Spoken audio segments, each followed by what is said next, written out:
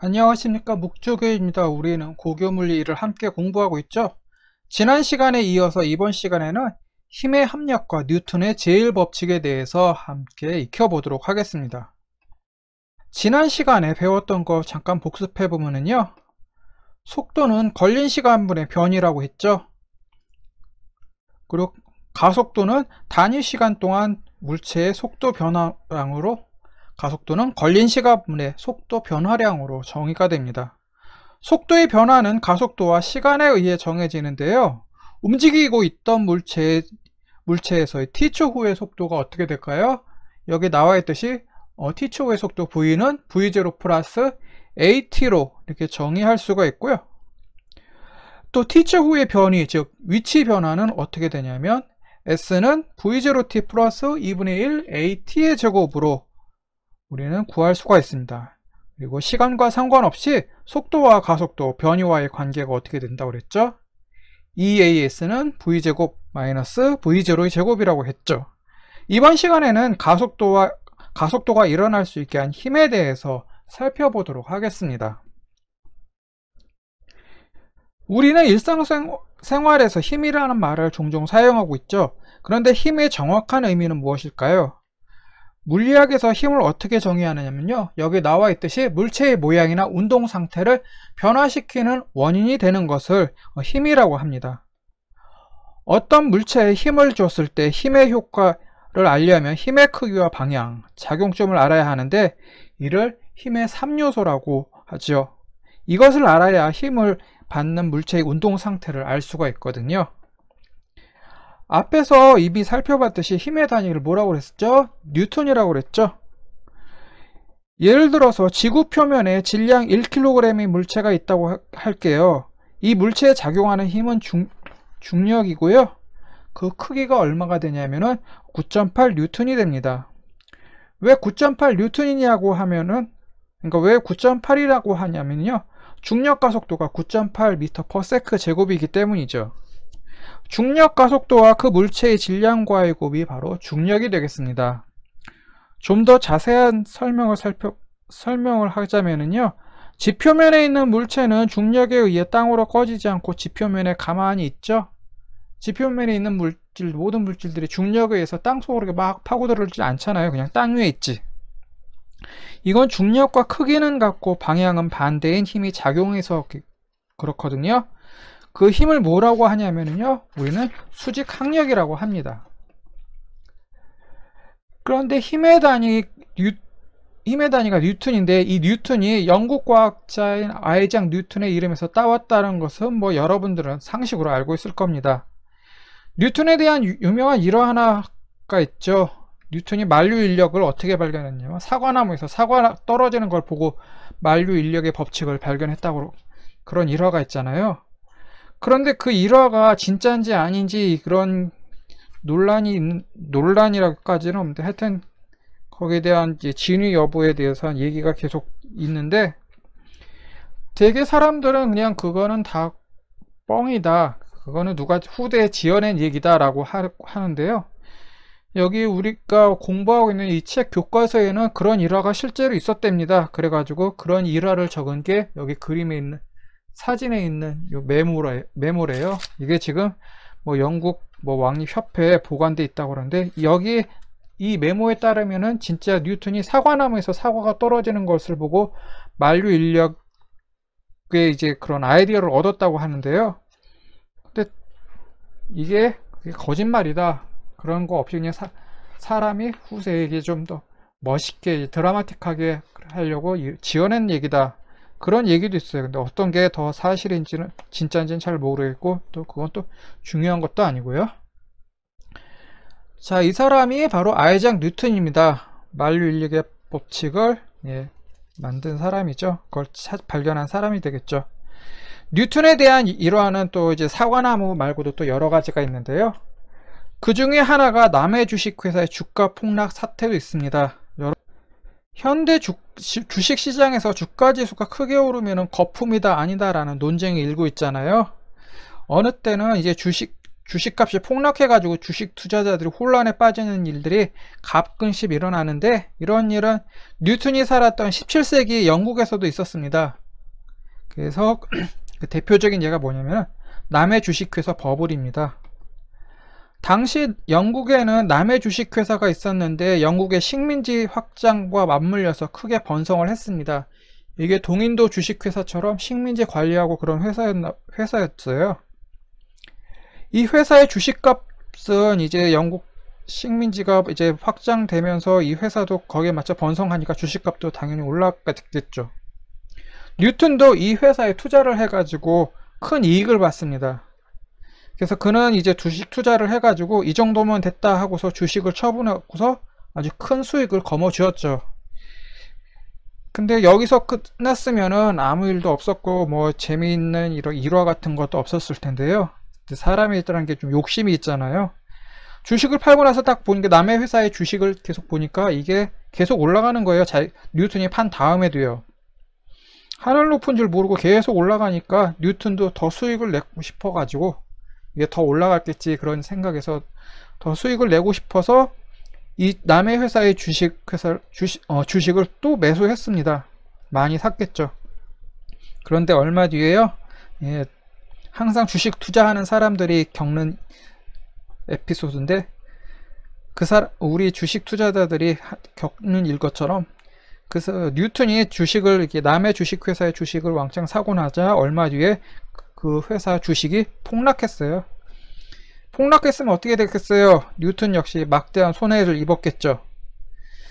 막대한 손해를 입고 나서 그가 남긴 말이 있습니다. 그는 자연의 법칙보다 더 복잡하고 이해하기 어려운 게 바로 인간의 심리다. 이런 말을 남겼죠. 남의 주식회사 주가가 폭락했을 때 뉴턴과는 달리 큰 이익을 본 사람이 있었는데 그 사람이 누구냐면 여기 사진 속 인물입니다. 잘 알고 있죠? 예, 음악가 핸델입니다.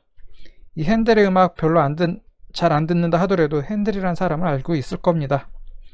주식시장에서 주가가 폭락하면 주식 투자자들은 큰 손해를 보는 게 일반적인데 그 와중에 핸델은 큰 수익을 본 거죠.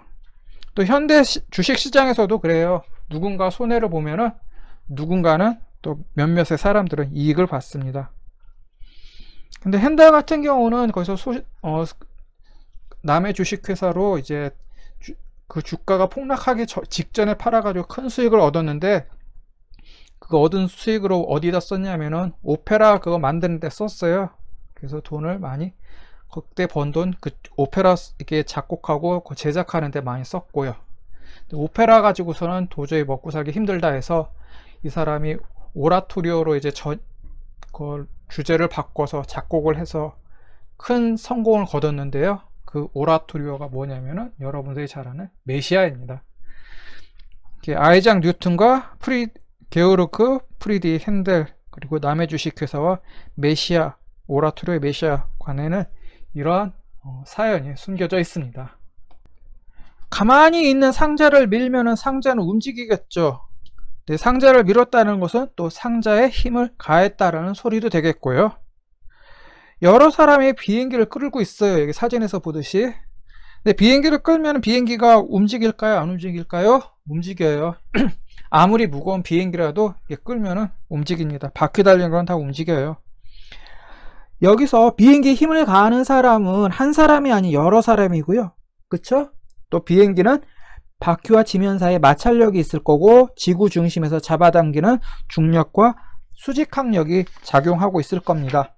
그리고 유진이라는 학생이 있는데 이 학생이 발리에서 스쿠버 다이빙을 즐기고 있다고 한번 가정해 볼게요. 물속을 유영하다가 어느 순간에 가만히 멈춰 있게 됐는데 이때 유진이는 물속에서 움직이지 않고 정지 상태를 유지하고 있습니다. 이때 유진이에게는 아무런 힘도 작용하지 않았을까요? 물속에 있더라도 유진이는 이제 지구상에 있으니까 반드시 그러니까 꼭 지구 중심에서 잡아당기는 중력이 작용했을 거고요. 중력에 의해서 물속에 가라앉지 않고 유진이는 물속에 이제 둥둥 떠 있잖아요. 그것은 유진이를 받쳐주는 부력이 있기 때문이죠.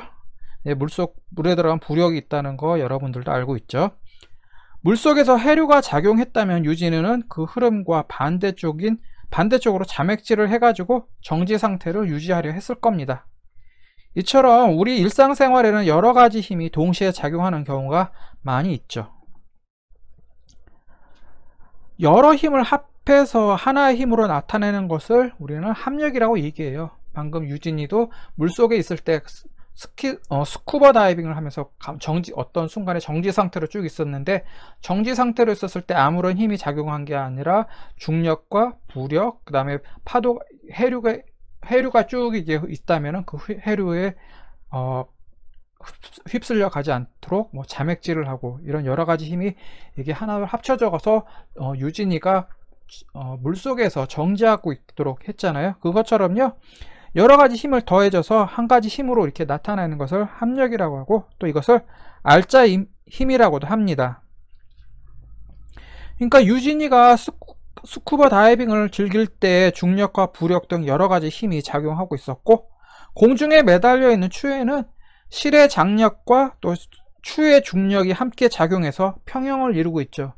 그래서 추가 이제 땅으로 떨어져서 땅속으로 들어가지도 않고, 그 다음에 실의 장력에 의해서 뭐 하늘로 솟구치지도 않고 그냥 평형을 유지하고 있잖아요. 이것은 합력이 이제 중력과 장력이 합력을 이루어줘서 평형을 이루기 때문이죠. 여기서 무거운 상자가 있는데 이걸 옆으로 옮겨 보려고 할게요. 근데 혼자 힘으로는 이제 옮기기 힘드니까 유진이하고 가을이 둘이서 상자를 밉니다. 근데 유진이가 400N의 힘을 주고 가을이가 뒤에서 200N의 힘을 준다면은 상자에 가해지는 합력이 얼마가 될까요? 유진이 400, 가을이 200이니까 힘의 합력은 당연히 600N이 되겠죠.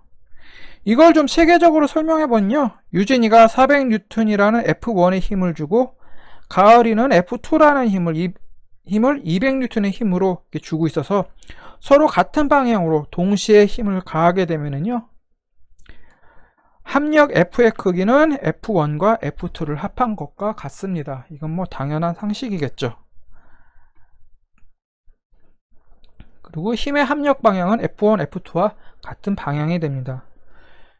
이렇게 둘이 같은 방향을 밀고 당기면은 문제가 없는데, 두 힘이 반대 방향으로 작용하는 경우를 볼게요. 상자를 옮기긴 옮기는데 유진이는 400N의 힘으로 이제 상자를 이제 끌려고 하는데, 가을이는 이제 조금 장난기가 발생해 가지고 상자를 미는 대신에 미는 척 하면서 상자를 자기 쪽으로 이제 200N의 힘으로 끌고 있습니다. 그러면 이 상자에 가해지는 힘의 합력은 어떻게 될까요? 가을이는 유진이와 반대 방향으로 힘을 주고 있으니까 유진이가 가하고 있는 400N에서 가을이가 가하고 있는 200N의 힘을 빼면 되겠죠. 그러면 힘의 합력은, 즉 알짜 힘은 200N이 될 겁니다. 이때 합력, 즉 알짜 힘의 크기는 유진이가 가한 힘에서 가을이가 가한 힘을 빼면 되겠죠. 힘의 방향은 큰 힘이 주는 방향이 되겠습니다. 만약 가을이가 200N의 힘으로 끄는 게 아니라 500N의 힘으로 상자를 이제 잡아 끌었다면, 계속 유진이가 이제 상자 옮기는 걸 방해했다면 힘의 방향은 가을이가 가하는 힘의 방향이 되겠죠. 그리고 합력의 크기는, 즉 알짜 힘의 크기는 이제 가을이 쪽으로 100N이 될 겁니다. 여러분들 관성이란 말 많이 들어봤을 겁니다. 또 들어본 만큼 관성이란 말이 무슨 뜻인지도 대충 알고 있을 거고요. 외부에서 힘을 주지 않으면 정지해 있던 물체는 계속 정지한 상태로 있고요. 운동하던 물체는 계속 운동하려는 성질을 우리는 관성이라고 하죠. 우리가 기차나 자동차를 탔을 때 정지했던 기차나 자동차가 출발하면 우리 몸이 뒤로 쏠리죠. 그리고 달리던 차가 갑자기 멈추면 우리 몸들 어떻게 돼요? 앞으로 확 쏠리잖아요. 이게 왜 그러냐면, 여러분들이 알고 있듯이 상식으로, 이제 학교 수업 시간이 아니라 그냥 상식으로 알고 있듯이 바로 관성 때문에 그렇습니다. 휴지거리에 이렇게 휴지가 걸려 있는데 휴지 잡아당기면은 이 휴지가 돌돌돌돌 밑으로 내려가겠죠. 잡아당기면. 근데 이 휴지를 갑자기 확 잡아당겨요. 그러면 어떻게 될까요? 휴지가 이제 풀리지 않고 끝부분만 딱 끊어지게 되거든요. 이거 왜 그러냐면 이것도 관성의 예라고 할 수 있습니다.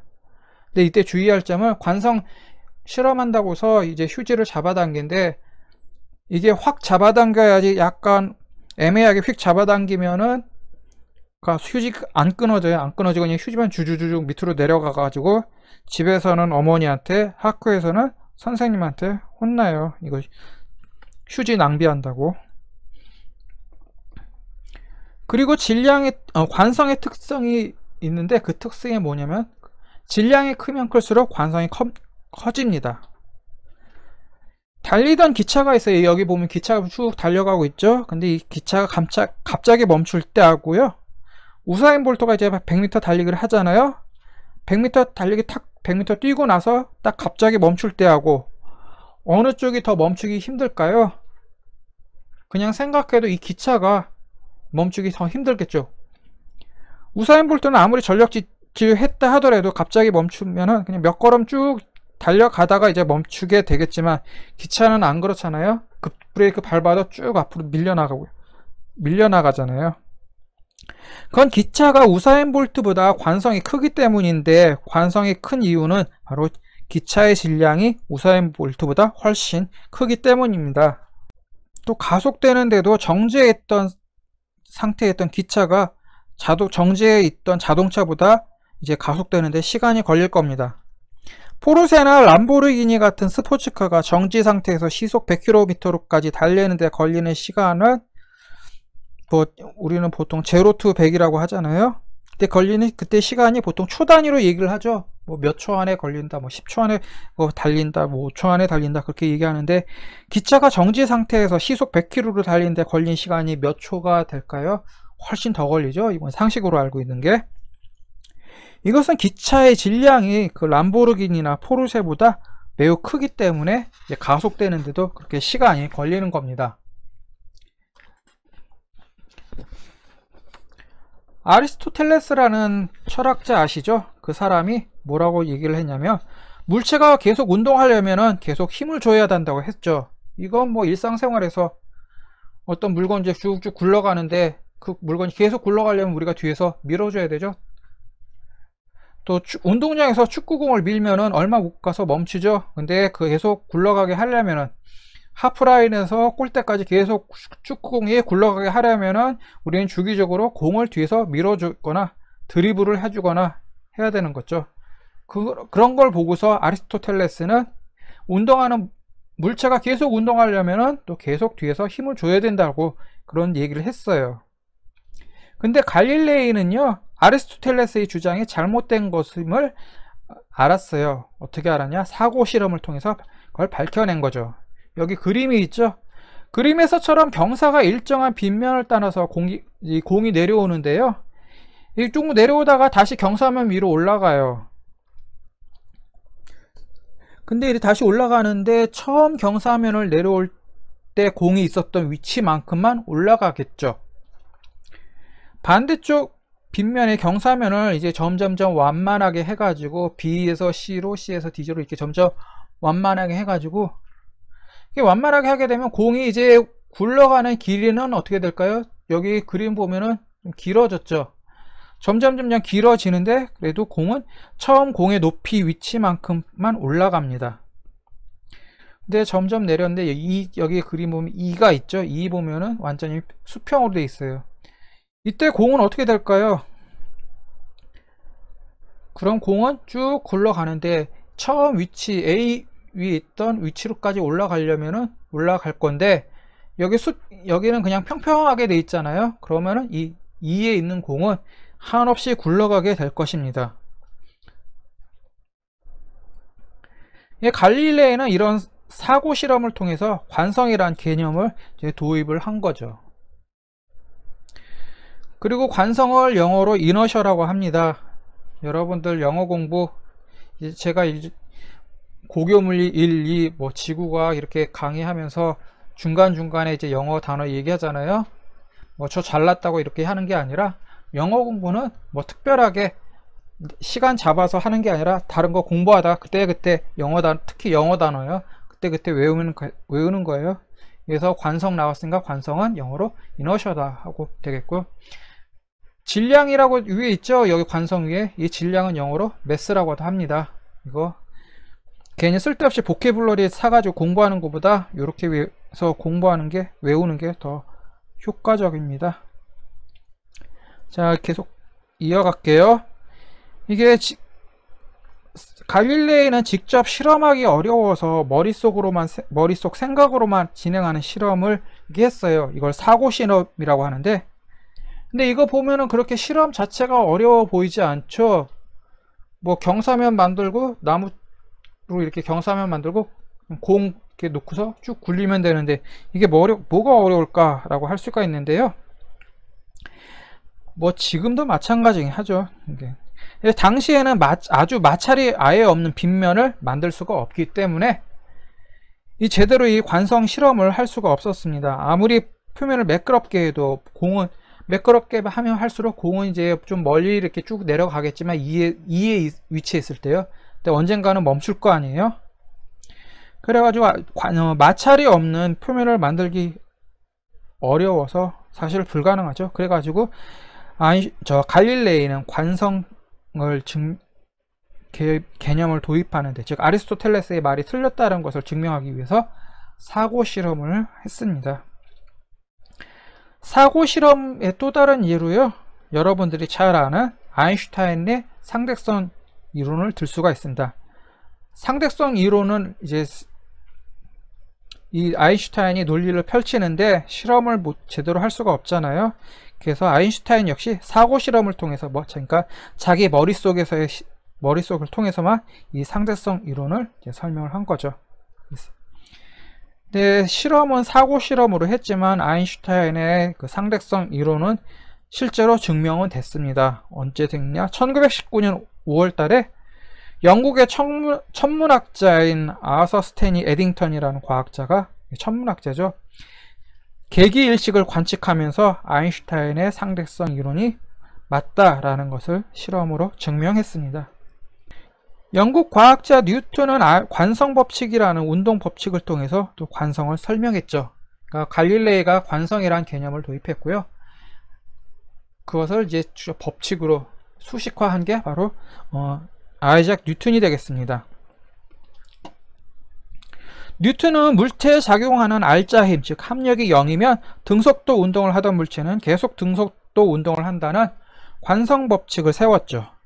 뉴턴의 운동법칙은 모두 3개로 구성되어 있는데, 첫 번째 법칙이 바로 관성법칙입니다. 즉 운동하던 물체는 계속 운동하고 정지해 있는 물체는 계속 정지한다. 즉 외부에서 힘을 주지 않았다면, 그게 바로 여기 나와 있듯이 뉴턴의 제1법칙이고요. 그걸 관성법칙이라고 합니다. 그래서 뉴턴의 제1법칙에 따르면 정지 상태에 있던 물체는 외부에서 힘을 가하지 않는다면 계속 움직이지 않고 정지 상태를 유지하게 되는 거죠. 움직이는 물체에 작동하는 알자 힘이 0이라면 그 물체는 등속도 운동을 하게 됩니다. 하지만 일상생활에서 등속도 운동을 경험하기는 쉽지 않죠. 왜냐면 마찰력 때문에 그렇죠.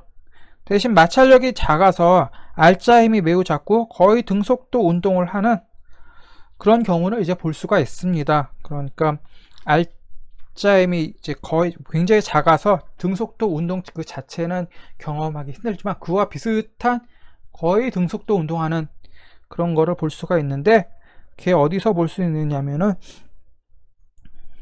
여기 나와 있듯이 아이스하키 경기장에서 볼 수가 있습니다. 그러니까 아이스하키 선수가 스틱으로 이제 퍽을 탁 쳤어요. 이 둥근, 여기 보면 검은 둥근 게 있는데, 여기 퍽이에요. 퍽을 치면은, 퍽은 얼음판을 위를 이제 미끄러져 쭉 운동하는데, 아이스하키 선수가 스틱으로 이제 퍽을 친 다음에, 그 친 다음부터 이제 그 퍽은 얼음판 위를 이제 등속도 운동으로 이동을 하는 거죠. 왜 그러냐면은 그동안 이동하는 동안 공기 저항이나 퍽과 얼음판 사이의 마찰력이 굉장히 작아가지고 거의 등속도 운동을 하게 되는 거죠. 그래서 아이스하키 경기를 통해서 등속도 운동하는 것을 이제 웬만큼 이제 맛은 볼 수 있고요. 근데 우리 일상생활에서는 대부분의 경우에는 마찰력 때문에 등속도 운동이 작용하지 않죠. 일상적인 경우에 수평면 위에 있는 물체를 마찰력이 이제 작용을 합니다. 마찰력이 작용하는 물체가 등속도 운동을 하려면 어떻게 해야 될까요? 그건 알짜 힘이 0이 되도록 물체에 힘을 주면 되겠죠. 만약에 민지라는 학생이 있어요. 근데 그 민지가 학교 이제 창고를 정리하면서 나무 상자를 민다고 한번 해볼게요. 처음에 민지가 상자를 밀었을 때 상자는 꿈쩍도 하지 않았어요. 왜 그러냐면 힘을 약하게 줬으니까 그렇겠죠. 근데 이걸 물리적으로 표현하자면은요, 민지가 정지 마찰력보다 작은 힘을 상자에 주었기 때문에 상자는 움직이지 않았다라고 우리는 그 현상을 설명해 줄 수가 있습니다. 그래서 민지가 더 큰 힘을 줬어요. 그러면 힘과 정지 마찰력이 서로 크기가 같고 방향이 반대가 되면은 이제 알짜 힘이 0이 되고요. 그 상태에서 물체가 움직이면은 이제 물체가 움직이기 시작한 다음에 민지가 운동 마찰력 F와 같은 힘 라지 F로 이제 밀어주게 되면은 상자는 등속도 운동을 하게 됩니다. 근데 마찰력이 뭘까요? 마찰력. 뭐 개념적으로 딱 알고는 있지만 설명하라 하면은 설명하기 조금 애매하죠. 마찰력이 뭐냐면은요, 여기 나와 있듯이 두 물체의 접촉면 사이에 물체가 미끄러지는 것을 방해하는 힘을 우리는 마찰력이라고 합니다. 그래서 민지가 수평면에 정지해 있는 상자를 옆으로 끌거나 밀 때 민지가 미는 힘의 크기가 어느 특정한 값 이상 되지 않으면 상자는 움직이지 않게 되죠. 그래서 물체가 정지해 있을 때 작용하는 마찰력을 우리는 정지 마찰력이라고 하고요. 정지 마찰력의 크기는 외부에서 주어지는 외력, 즉 민지가 상자를 끌 때 작용하는 힘과 같습니다. 민지가 힘을 점점 더 줘서 외력을 증가시키면 어느 순간에 상자는 움직이겠죠. 상자가 움직이기 직전 작용하는 마찰력을 최대 정지 마찰력이라고 하고요. 이 최대 정지 마찰력은 외력과 무관하게 일정합니다.